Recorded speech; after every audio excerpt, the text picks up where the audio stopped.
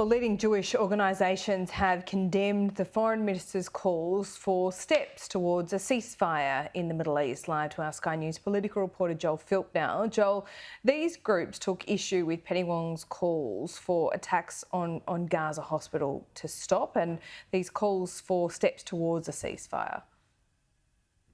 Yeah, they have taken issue with it, and it follows over the weekend, Laura, some of the biggest protests that we've seen so far with pro-Palestine groups probably numbering about 50,000 people taking to the streets of Sydney.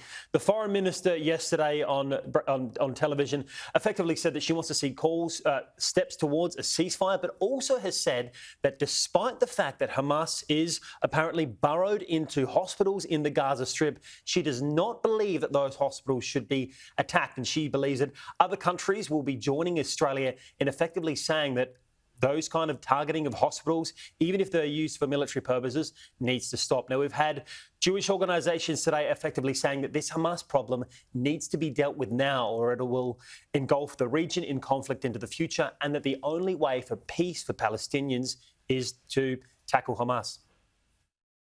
I want to hear from the Australian government clear, unambiguous support for Israel's right and obligation to remove Hamas from power. Now, everyone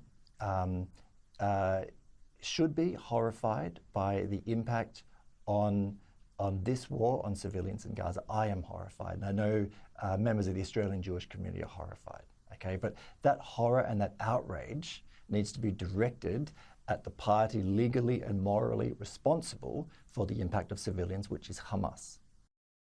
While a ceasefire would be lovely, there are still 239 Israelis being held hostage by Hamas on this day 37 of the war, a war that we didn't ask for, a war that Hamas nevertheless brutally massacred and butchered our people. So basically, we are left currently without a choice. We have to take the war to Hamas.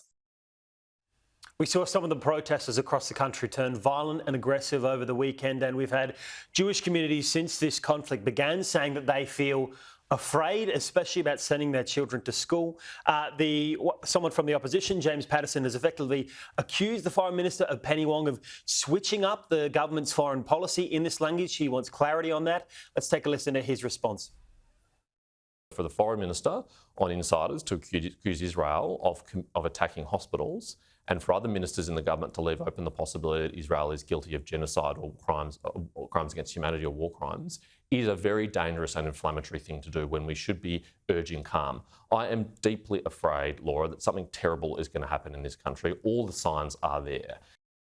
I have to ask where this bloody hell this country has got to when we've got little kids out there that are scared for their lives, leaving school grounds and walking around with any symbols to their religion or anything else. For those people out there that are intimidating these kids and doing that sort of thing, you are an absolute disgrace in this country. You seriously are. Leave our Australian kids alone.